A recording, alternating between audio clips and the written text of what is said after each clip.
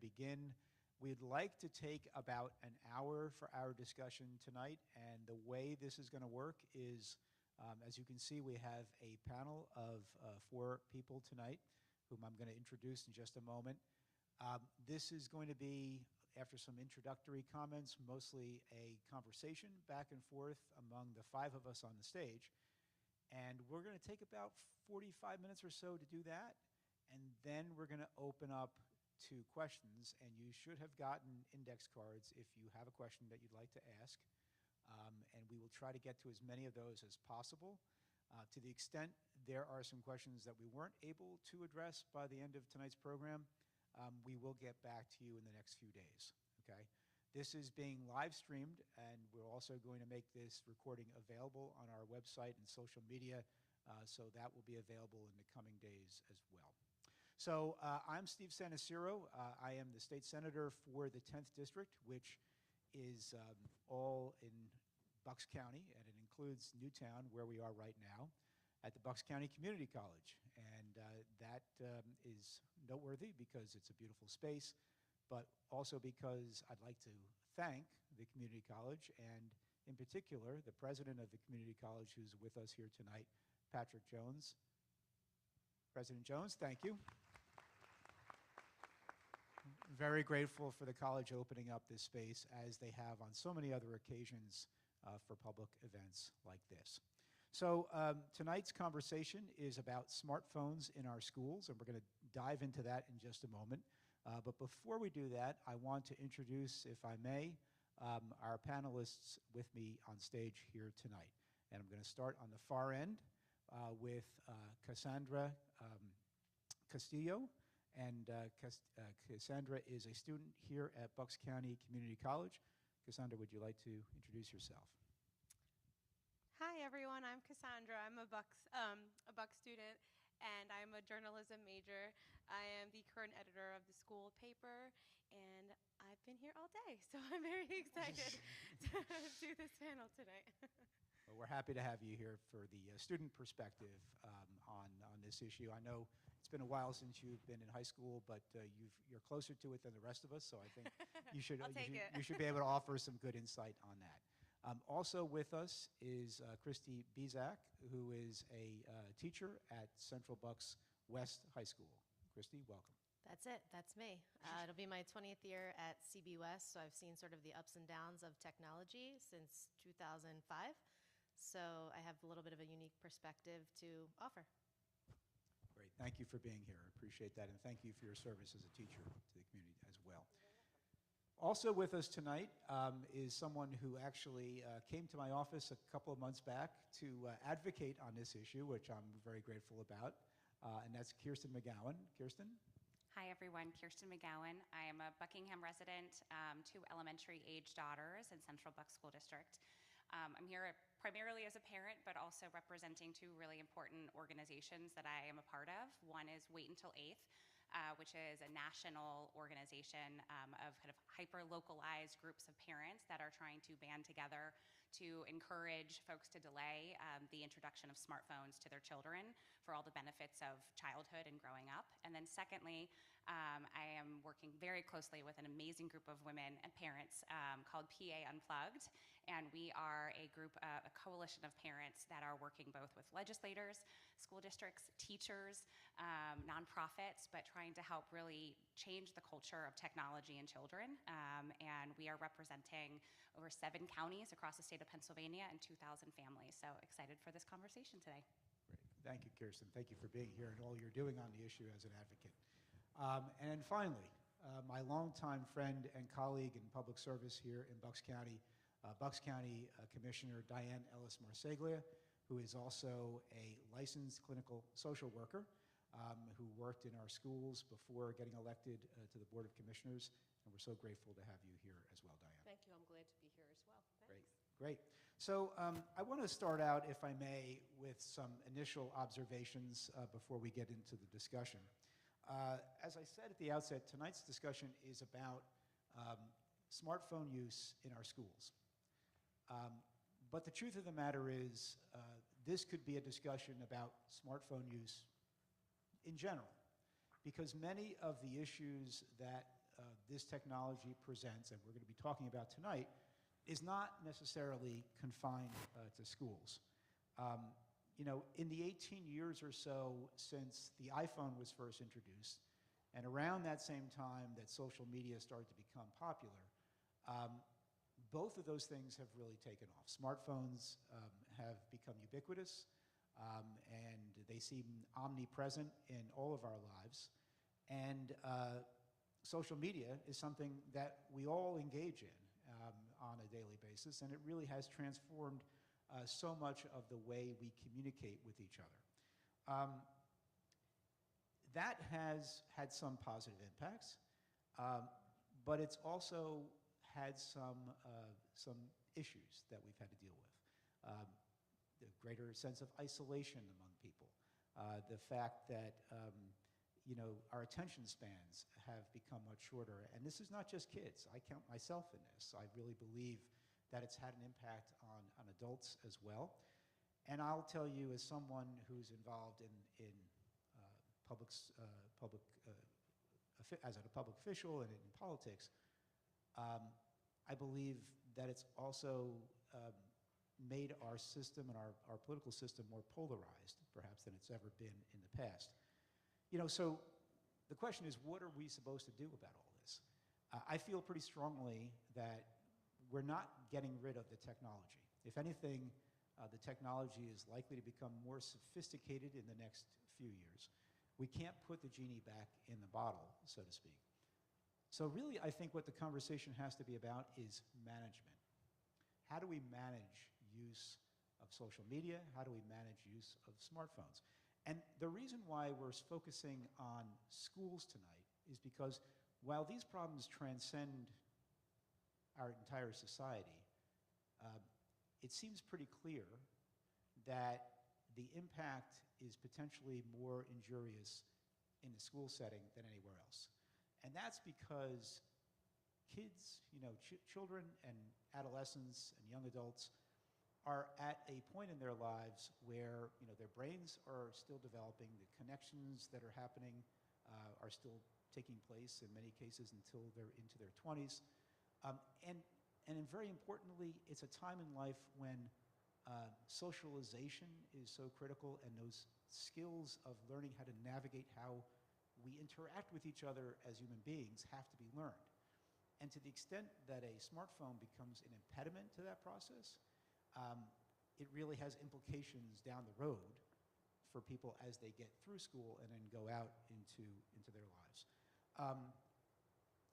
I said earlier that Kirsten, you know, brought this specific movement to my attention in terms of trying to, you know, address the issue of having kids have cell phones until they're in 8th grade. But I will give credit to a former colleague of mine in the state Senate, a Republican from Lancaster County named Ryan Almond, who about 2 years ago proposed a bill to basically run a pilot program in Pennsylvania that would enable school districts to get revenue if they were to enact essentially bell-to-bell bans in their schools. That ultimately passed as Act 55 in 2024, just last year. And at the same time, Ryan did something that I thought was really kind of neat.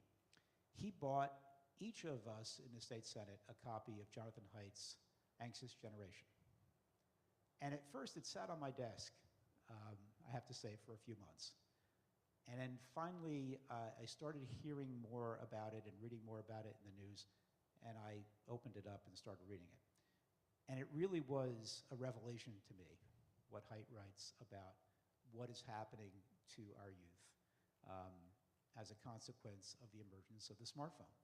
And the correlation between the rise of the smartphone and so many other things that are happening to kids today, whether it's rates of isolation, whether it's rates of depression or anxiety, all those things that are increasing with young people correlate to the greater availability and use of smartphones. So earlier this year, when two of my colleagues in the state Senate decided that they were interested in writing a bill that would be a Pennsylvania ban in our public schools of cell phones bell to bell, I decided to get involved. So I'm working with Devlin Robinson, a Republican from Allegheny County in the western part of the state, and Vince Hughes, a Democrat from Philadelphia and Montgomery counties. And we now have an additional 10 co-sponsors, Democrats and Republicans, on this bill. And we're in the process right now of drafting the language. And I'm sure there'll be some questions about that before we break tonight. But what I really would like the focus of tonight to be is why we feel this policy is necessary and why Pennsylvania should follow the footsteps of states like New York that have already enacted these bans, and indeed some of our school systems that have already done the same thing. So I hope that this is an informative discussion. I hope this leads to greater awareness of the challenges that we're facing when it comes to smartphone use in our schools. But as I said at the beginning, also to think about the broader picture and how it impacts our society generally. So with that, I am going to begin with some questions to start the discussion.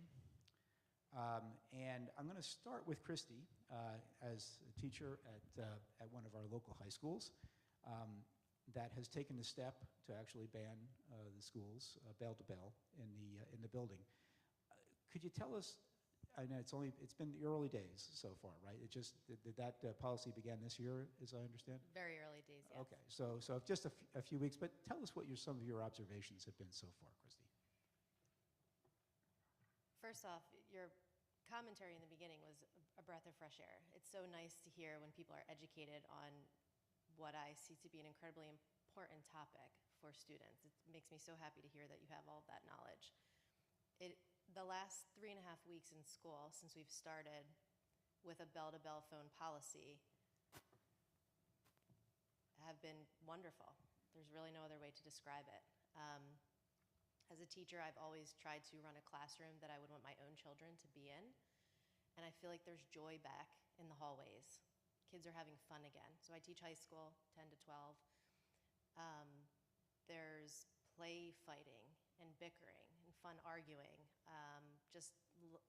Childhood, really, is filling the hallways again. It's really nice to see. But really interestingly, academically, a colleague and I were discussing that we're getting through things so much quicker. And we were like, wow, we have 10 minutes left. How's this happening? And the kids are they're focused. They're getting it quicker. And then that leaves us time to really kind of build relationships and build more time into the curriculum that we didn't have previously. And honestly, we really didn't think that was going to occur. And it seems to be building wide. So I'm at Central Bucks West, but obviously we have 2 other larger high schools in the district. I can't speak to what is happening there, but I feel like it's the same. So from last year to this year, it's just been such a great change. And we start our morning by saying the pledge, and then one of our house principals, which is essentially a vice principal, comes on and says, this is the start of instructional period. Devices need to be away from your person. AirPods need to be out. And it's just really provided a great, focused way to start the day. That's great. And this is, again, just a couple of weeks, so already you've noticed this kind of change in the behavior of the kids. That's really awesome. Diane, I want to turn to you next. As I indicated before, studies have shown a correlation between smartphone use in adolescence and serious mental health issues in early adulthood. Can you share a little bit about your experience as a clinical social worker helping families in our area navigate some of those issues? Sure. Well, I think one of the biggest issues that we hear about is bullying. And that has changed, I think, the environment for kids today more than, now I'm in my 60s, but regular bullying happened on the playground, and that was it. And then you came home, and nothing happened until the next day. Now it's continuing. It can be potentially 24 hours a day. So that's a difficult thing for parents to deal with. It's really difficult for kids to deal with. I think that's one of the advantages of what we're doing is we're taking this away from both parents and kids, and they don't have to fight about this. It becomes a school or a state policy. So we see kids who've been bullied, and if you've been bullied, that tends to lead to depression. It leads to anxiety. It leads to missed school days. So we see it all the time. We have more kids today that report that they are depressed than ever before. Just a quick side note, I happen to be lucky enough to teach a class here. And normally I have kids that are, I get some adults, but I normally have people like in their 18 to 24. And I see the smartphones come out. I have everybody this year is over 40, and I haven't seen a cell phone. And last class, I had a woman come up to me afterwards, and she apologized for using it, and I hadn't even noticed it. But then I knew we were coming here, and I just wanted to share what a difference that is, that, those students are just attached to their cell phone, and other people aren't, so. It's interesting that you mentioned that about in a college classroom environment. Some of you may have read, there's a professor at Penn named Zeke Emanuel who recently decided no phones in his classrooms. And he wrote an op-ed piece in the New York Times about it, and he was interviewed in a few podcasts as well. And one of the things he said was the kids' reaction. He didn't change anything about the way he taught the class. Nothing changed about the curriculum. But the students said at the end of the semester, this was the best class they'd ever had. And he was the best teacher they ever had. And he noticed everything you're describing here, and what you're describing too, Chrissy, that they really are focused in a way that they engaged in a way that they hadn't been before. And they were picking that up, but they were seeing it as something special about the way he was teaching, and really it was about them. And that was really interesting. So Cassandra, that kind of is a nice segue to your experience as a current student here at the college, but also not too far removed from high school. Because like Diane, I'm also in my 60s, so it's been a while for me.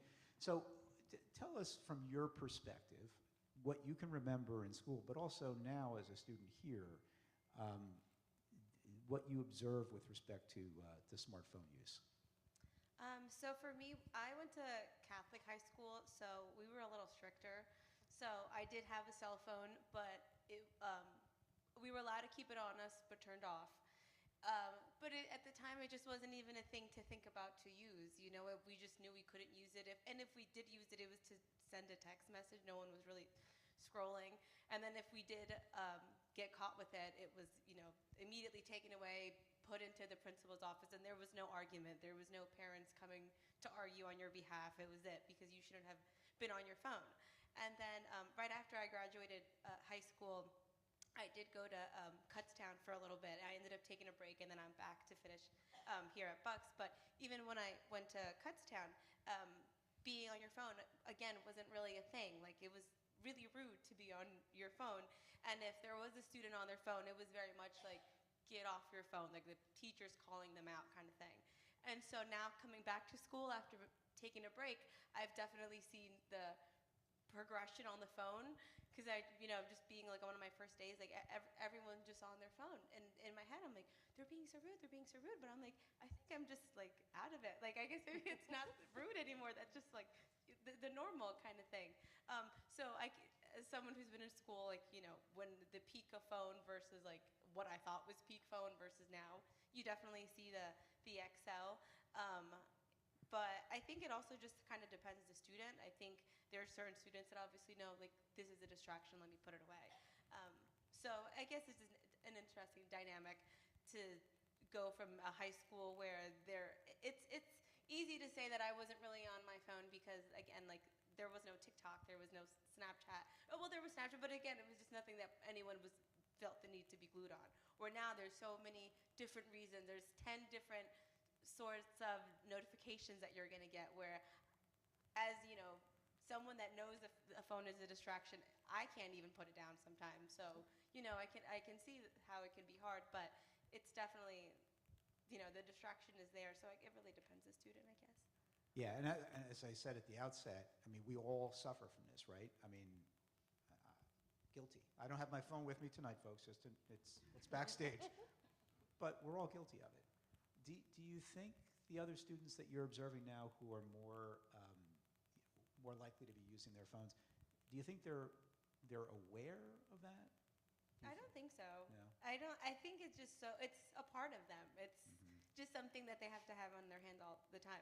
And I know that, but there's a part of me that stops me that's like, I'm back in school again for a reason, so put the phone away because that was part of the distraction, the first time. So I think it's one of those things where you don't really realize it until it's a little too late. Like class is over and it's like, oh, I didn't really pay attention. I was on my phone the whole time. Like you don't realize it at the moment. But I just think, yeah, it's like second nature. Kind of like the first thing in the morning, you wake up and you look for your phone. It's like it's Right. crazy to think that, but that's the reality. Right. So ingrained in our existence that's the case. Kirsten, your perspective as a parent, you come to this you obviously are concerned about this issue generally, which is why you've gotten involved and become an advocate. Tell us a little bit about what you see as the problems and what your concerns are. Yeah, absolutely. I think like many folks in the audience and maybe watching, this wasn't completely on my radar when my kids were really little. It just felt like at a certain age you get an iPad, and that was just the natural progression. And I think like a lot of us, especially who had young children in COVID, there maybe was an earlier introduction than we probably would have done, otherwise. And then you start to see some of the behavior challenges, and you start having that gut feeling as a parent, this doesn't feel right. This was not my childhood experience. And what are the trade-offs that are being made? What is my kid missing when they are spending that amount of time, whether it's in school or at home, on technology? And so it started as just like a quiet conversation at home, and then it turned into talking to other parents on sidelines. Like, are you having the same trouble? And then I think realizing that there's a ton of kind of shame, we've touched on it, about our own addiction to the use. But I think the really important thing for us to be thinking about as parents is we are sending our kids to school to learn, to become connected, confident community members. We are taxpayers paying money, funding our education system. And the average kid is 97% of kids are spending time during the school day on a smartphone, and for an average of 43 minutes. And so that means that's an entire class period they're missing every day. And so I think this is such an important conversation for us to be having, because we do want to make the academic experience a positive one, a constructive one, both socially and emotionally, and making sure our kids are getting the most out of their educational experience. So. Yeah. Interesting. So you did mention your discussion with other parents. We've heard, some concerns that have been voiced about a ban, and I'm sure Central Bucks faced this when they enacted theirs. That what if there's an emergency? You have to be able to reach your kids. Have you heard that have you heard that a lot from fellow parents? There's always the question, well, what if? What if? And a couple things that I now say, that since I've educated myself and have probably read more than I care to admit about this topic. One is that the National Resource Officer Association, which is responsible for training and supporting the resource officers, basically the safety officers in schools, has come out very strongly in support of a bell-to-bell policy in schools. There's a whole host of reasons. One is, for all of the emotional and safety issues and the bullying and all of that that's happening with usage. But if there is a true emergency, God forbid, you need students listening to teachers and to safety advisors for their safety and the safeties of others in that building. And if we are spreading misinformation, oftentimes about minors, which can get really tricky and dicey, we are also, oftentimes kids and experiences are contacting parents that are then coming into traffic and blocking, important avenues for safety and law enforcement. And so I think getting back to the crux of the question is, I just don't think parents have done the full mental exercise of what actually happens, and the day-to-day harm that is now proven with the kind of incessant, addictive device in our hand for our kids is way worse than the what-ifs. And I'm not saying the what-ifs aren't incredibly scary as a parent. No one wants to hear about their, 8-year-old going through, all the training they have to go through. But those instances are few and far between versus the day-to-day harm. And I think that most rational adults, if you can talk them through that and get them thinking about what that means, they get there. But it's a tricky one. Right. And of course, many of us grew up in a time when this didn't exist. And if there was an issue, our parents found a way to contact us, usually through the office at the school, and that was not a problem. But that's been one of the issues that we've heard. Christy, I want to come back to you. You know, we were talking a moment ago with Cassandra about whether students realize how the phones have become so integral to their lives. You teach psychology, correct? I do. And have you used Jonathan Haidt's book in your classes? Yes. Before Jonathan Haidt's book came out, though, sorry, I'm used to just projecting on a daily basis. In teaching psychology, the study of human behavior, we talk about B.F. Skinner and variable ratio reinforcement and how it creates an addict-like behavior. And app designers have used this to have us be pigeons that are actively scrolling. So I always like to teach the why. I've recently just read in the paper that I think it was Brene Brown said yesterday that this is the why generation. They want to know the why. And I actually agree with that. And I think about this a lot when I'm planning my classroom lessons. Well, why do they need to know this? So I educate them on why we are on our phones so many times. And I actually start with, go grab your phones. How many times did you pick up your phone yesterday? Because you can see this in settings. And then we put all of our numbers up on the board. And I also teach statistics. And we take the statistics. It's about 242 times a day in my class. Just did it yesterday, actually. And the kids, when they grab it and they look at their phone and they're like, no. They're so embarrassed. And I'm like, don't be embarrassed. I bet you I can tell you it's in the 200s. And they're like, how do you know? And I'm like, guys, this is not unique to you. Like, this is what everybody's doing. And that just like awareness to them is huge. So even before Jonathan Haidt's book, it was really about that's our human behavior. We're spending so much time online. This is our behavior. So let's talk about what we're doing and sort of like how we're feeding that. But I also am in the unique position to talk about mental health in my course. And obviously, we have to talk about these things because we see these rising rates of anxiety and depression.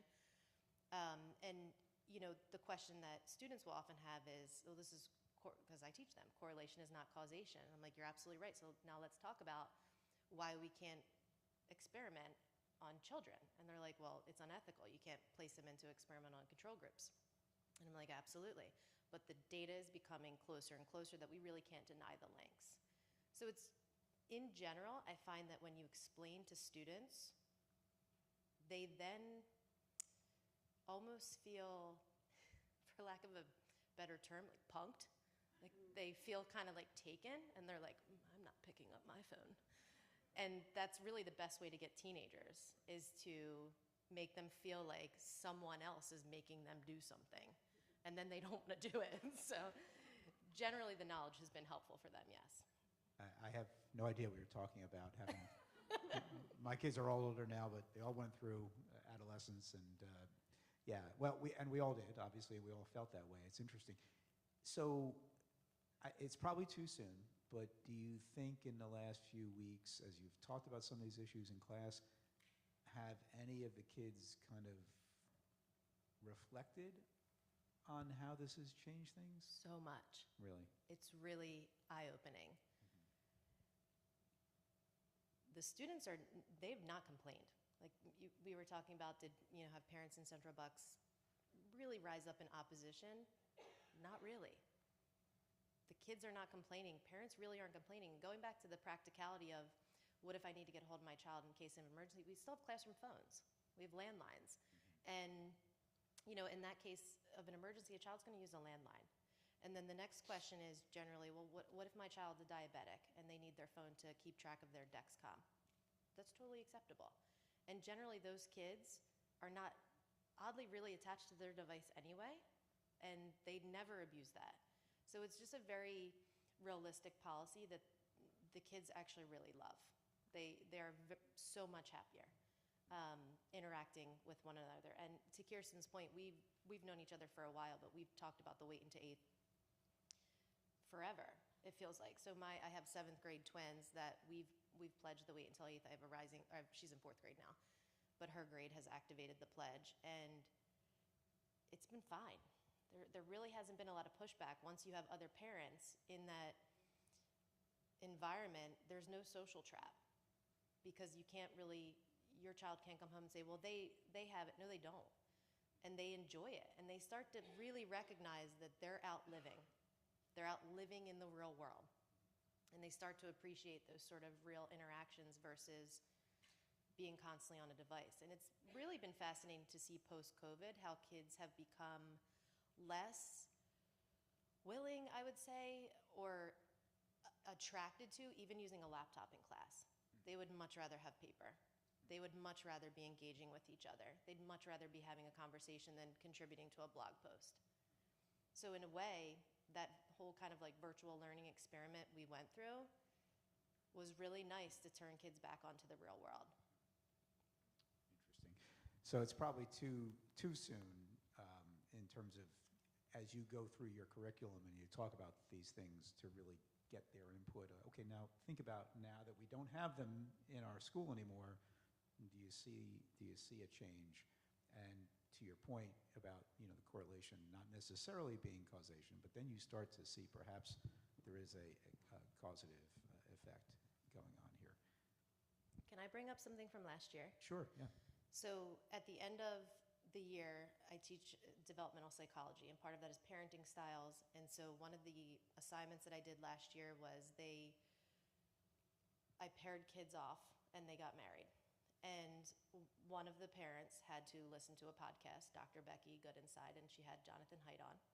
And the other parent had to listen to a Hidden Brain podcast because they're on their commutes to work. This is what I told them. This is the only time you have. And the Hidden Brain podcast talked about the neuroscience of social media and things like that. And I said, okay, now you're going out to dinner. It's Friday night. You're in town. You need to talk about the kids. And the assignment was, how are you going to parent your 12-year-old? Given what you both just listened to on your car rides to work, how are you going to parent? And I had a series of questions. I really was digging deep. And the conversations were exceptional. And the one question was, you all had your smartphones when you were young. Most of them were 9 or 10. That was sort of that generation. What age are you going to give your child a smartphone? 16 was the minimum. So to your point of how students feel about this, they're raising their own fictional children, and we know how that goes, right? So things change. They're raising their own fictional children much differently than we have already raised ours. So they're changing. They're changing their minds having lived through it. Very interesting. Thank you for that. That's an interesting observation. Diane, I want to come back to you. Hopefully these changes start to take effect broadly. Hopefully we get this bill passed in Pennsylvania. We start to see this at school districts across the state, and other states adopt the policy likewise.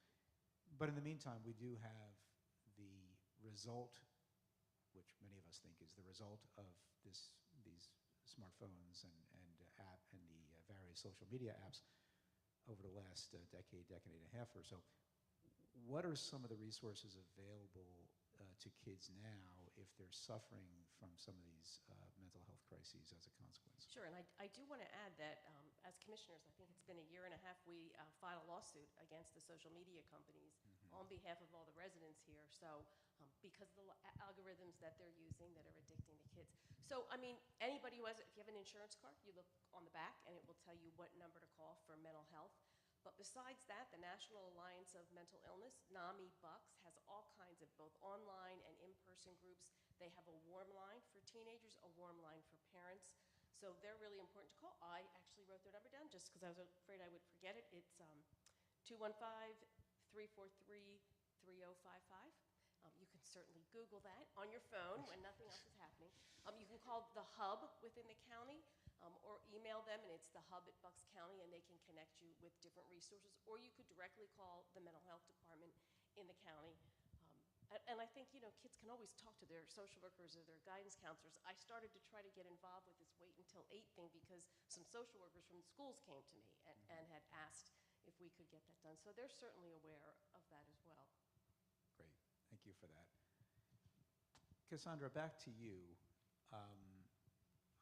Continuing on this theme of mental health, have you observed other students suffering any of these issues as a consequence of the use of the technology, whether it's bullying, and bullying, of course, can take lots of different forms, right?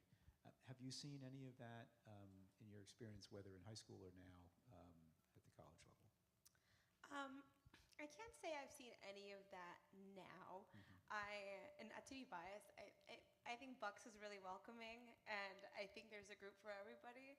So I haven't personally seen anything like that, and I think everybody that has their own group has someone within each other. And I think that, you know, at least I've been lucky enough to say that I haven't seen it here. As for high school,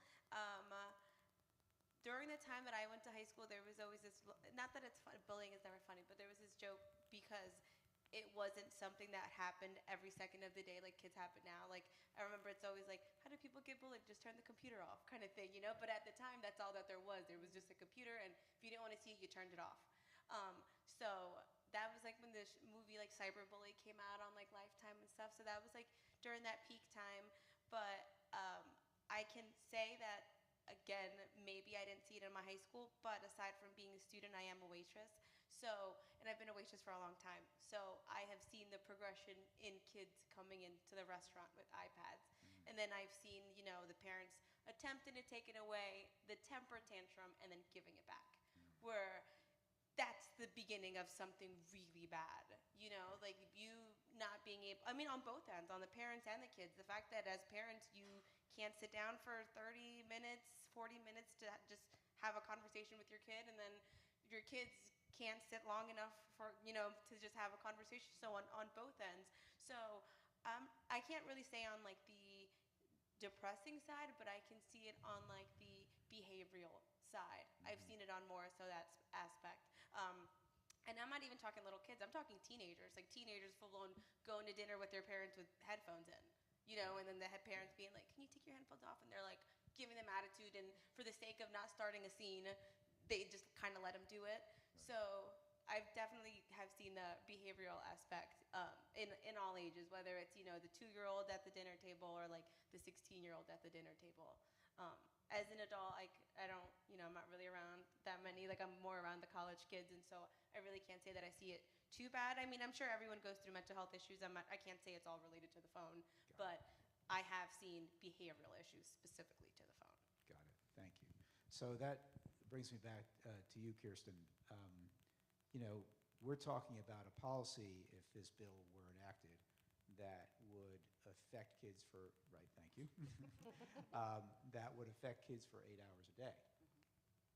The other 16 hours, you know, we can't legislate, right? Now, you and other parents are trying to get folks to sign on to the wait until 8th grade. You know, and perhaps, you know, some kids of their own volition are going to start thinking about doing it later, as Christy said earlier. But have you spoken to other parents, and what are your thoughts about, hey, what happens in those hours outside of school? If we're successful in you know, limiting the use in school, what happens later? Oh, it's such a good question. You know, I think the big thing that we need to think about is what I came to realize last year as I was having conversations and kind of introducing Wait Until 8th to the community with a handful of other amazing parents is a really tough parenting moment of, we're not here to be our kids' best friends.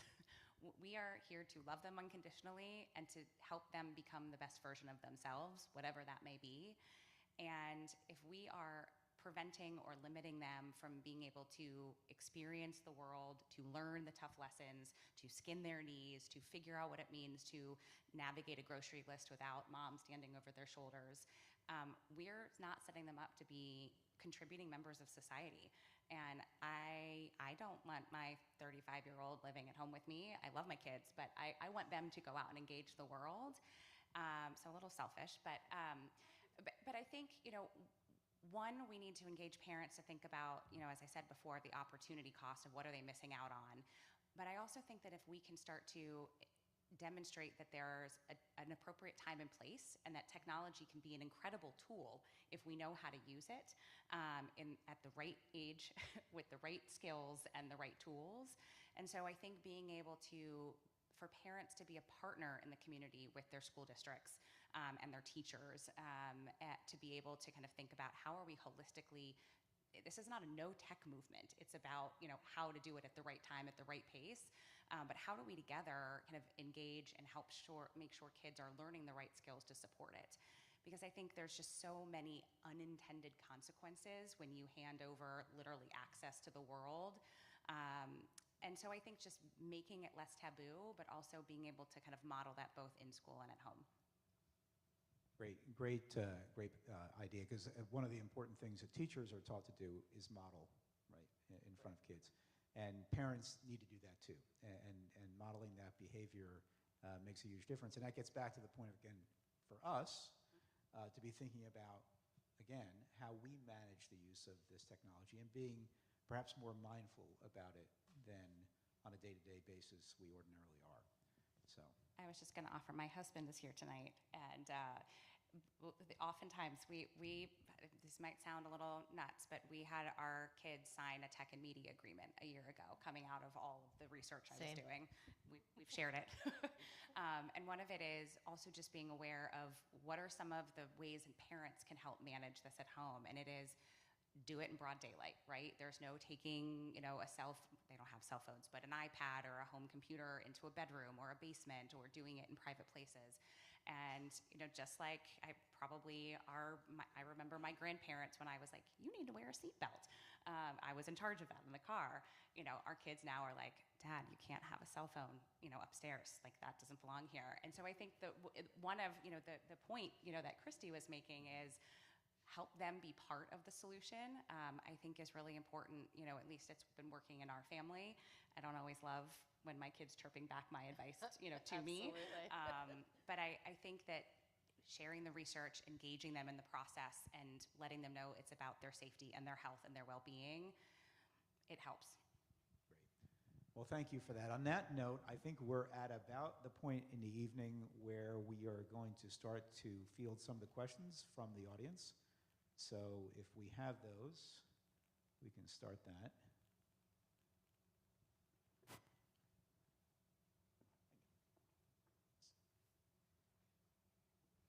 All right, so I do not have my reading glasses. We're going to do our best here. I can read them for you. No, it's, I think Rose, wait. It's really embarrassing. Okay. She's going to do it. Christy, you're the best. Thank you very much. All right, sounds good. Ready, guys? For those of you who haven't gotten here yet, it's one of the things about getting older that I find the most irritating, which is not being, needing reading glasses. It's really. Surgery for that now. Thank you very much, Diane. All right, Christy, go ahead. All right, so with the rise in the use of smartwatches to receive text and calls, do you propose those are banned as well? Yes. So the way we are writing the legislation right now, it would key to all of those types of devices, smartwatches, anything like that, that would basically anything that distracts and enables kids to get on apps and social media. Can I ask a question? Yes. Which is, knowing how fast technology is changing, is that going to be inclusive of like what could be coming? So I know the term I think is thrown around like PED, personal electronic device. Is that right? Yes, okay. It's written. It's the draft right now is written broadly enough to cover all that. Yep. Awesome. Meta glasses, all these. There's like so much stuff now. A lot of things, which is why I said at the outset. I mean, the technology is really, increasing exponentially every year. All the more reason why we need to have this movement of becoming more mindful in managing this better, because it's going to get to a point where it's going to become increasingly difficult to do that if we don't make a real effort, both from a policy perspective and also behaviorally, as you were talking about before. How do you account for parents who may not be aligned with a phone-free policy? What are the best practices to bring them into the fold? Well, that's a great question.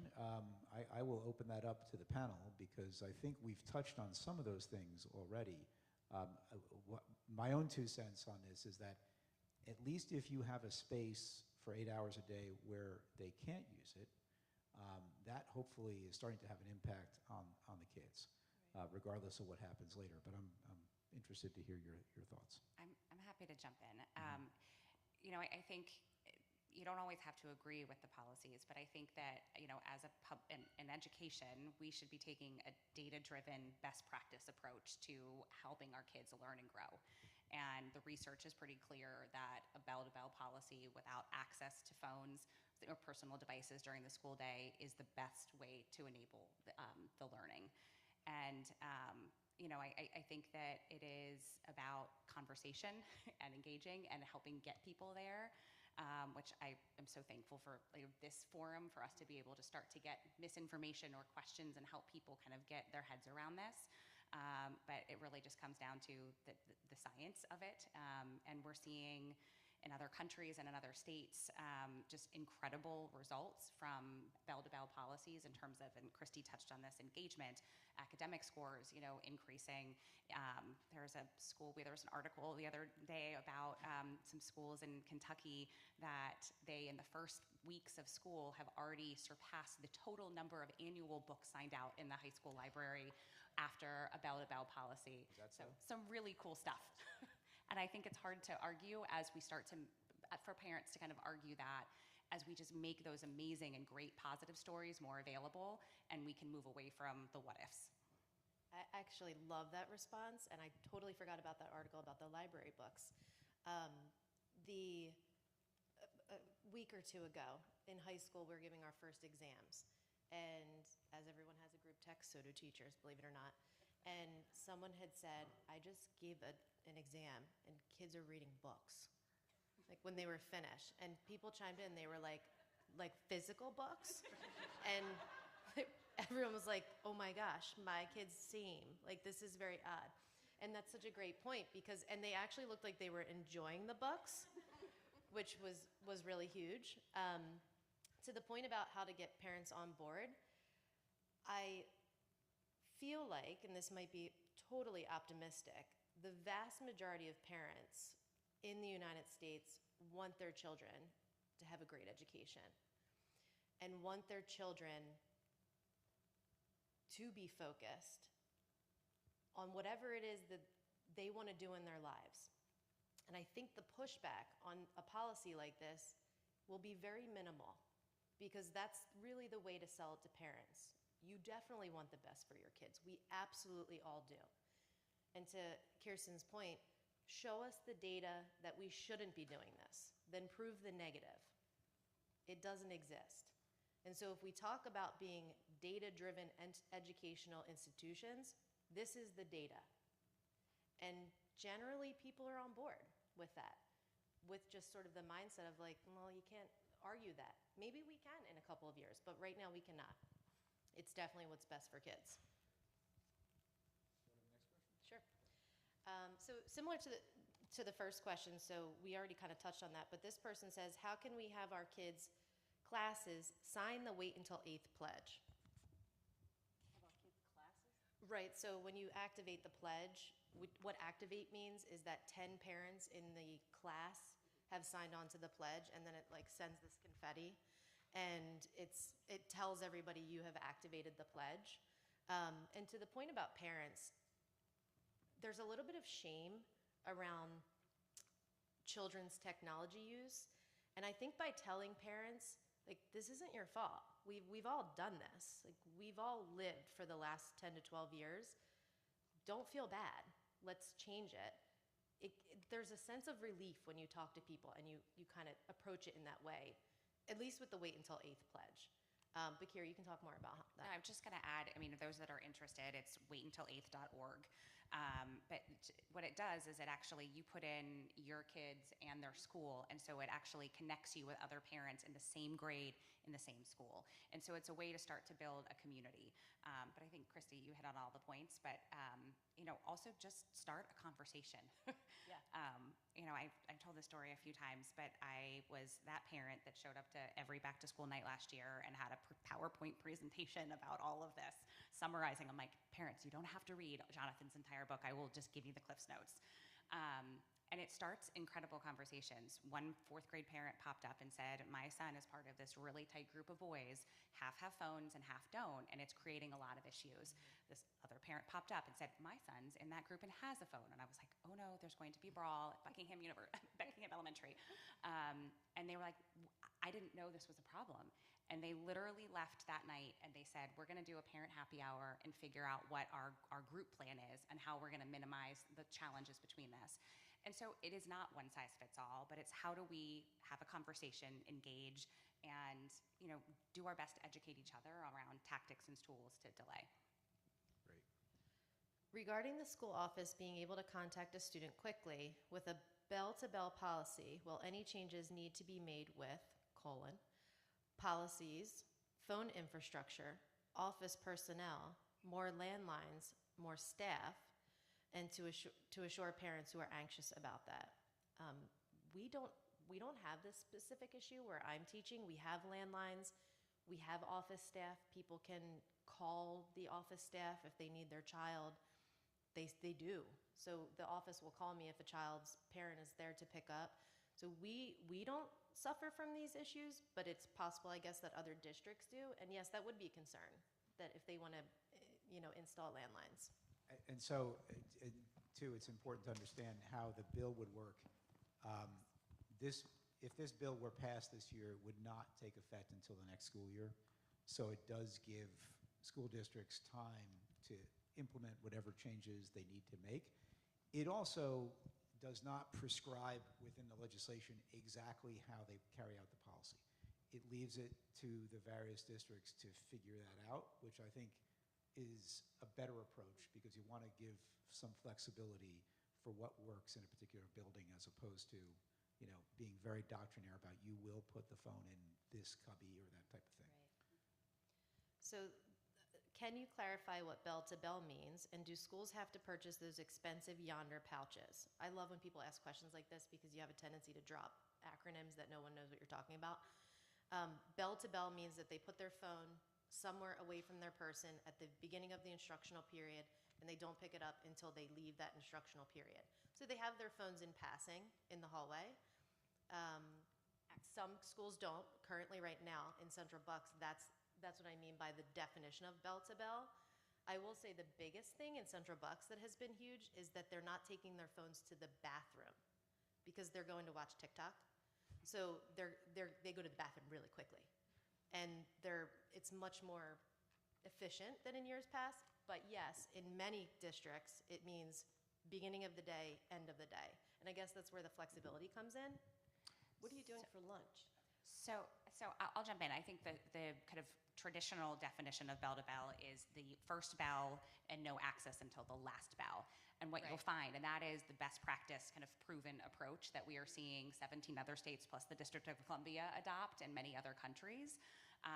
What unfortunately has happened is it is, for a variety of reasons, kind of there's been lots of exceptions and other kind of variations of that where it is the class, so you can have it between classes. Right. What's super interesting and what some of the studies are finding even across the U.S. is it is helpful in terms of engagement in that classroom, but when you then are, instead of it being away for the entire day, you've got to pick it back up at the end of that class.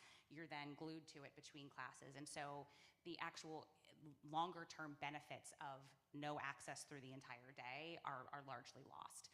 And so I think, I'll let you go. So the legislation that we're working on envisions bell-to-bell. So with a couple of exceptions for students who might need a phone for a medical reason, for example. But otherwise, it's a way. Now, the legislation would give the districts the flexibility on how that's accomplished, but the idea is that they wouldn't have the phone from the time they get in the morning to when they leave at the end of the day. That would be ideal. Yeah. And I think to your question about lunch, I mean, some of the amazing stories we're hearing from other states and school districts is lunch is loud again, and the socialization and just all of the benefits of that from just a wonderful school, camaraderie. So yes. Steve, you have much experience in the PA Senate. What is the current sense you have as the chances of your bill passing out of committee and receiving a full vote and passing in the House? Well, I will say this. The fact that it has broad bipartisan support in the Senate, I mean, we only have 50 members in the Senate, so the fact that 13 of us are signed on to this bill, and it's roughly even among Democrats and Republicans.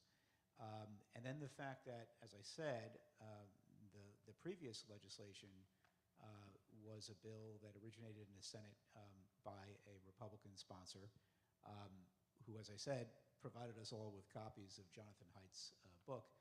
I think bodes well for us getting it through the Senate. And if it gets through the Senate, I feel pretty confident that we can get it for a vote in the House. As with any piece of legislation, it's important that we have a thorough communication with all of the different stakeholders. That's some parent groups, some student groups, obviously teacher organizations. We're doing all that now, and we're trying to come to a place where everyone is on the same page. If you do, my experience has been, if you do that homework up front, it gives you a much better opportunity to actually get the legislation across the finish line. So I don't want to be overly optimistic, because the legislative process can often be glacial. But I do feel that on this particular issue, given all the notoriety around the problems and the fact that other states are doing it and some of our own districts are already doing it, gives me optimism. That's all I have. Well, amazingly, it's just about 8:30, which is just about an hour from when we started, which was our goal to begin with. I want to thank each of our panelists tonight for taking the time to be with us. I think it's been a really good conversation, and I hope all of you watching have found it as such, and those who are watching online. And of course, as I said at the outset, a tape of this presentation will be available later for those who are not able to watch tonight. So again, I want to thank you all. I want to thank once more Bucks County Community College for hosting us this evening. This has been a great venue for it. And hopefully by now the storm is over, so everyone can get home safely. And let's, if you agree with this idea of trying to ban smartphones in schools bell to bell, get involved and make your voices heard. We could use that support, because that's the other piece that's important about getting legislation passed, making sure that legislators know at the end of the day that the public really wants this. And I think that's where we are. So thank you all very much. Thank you. Have a good night.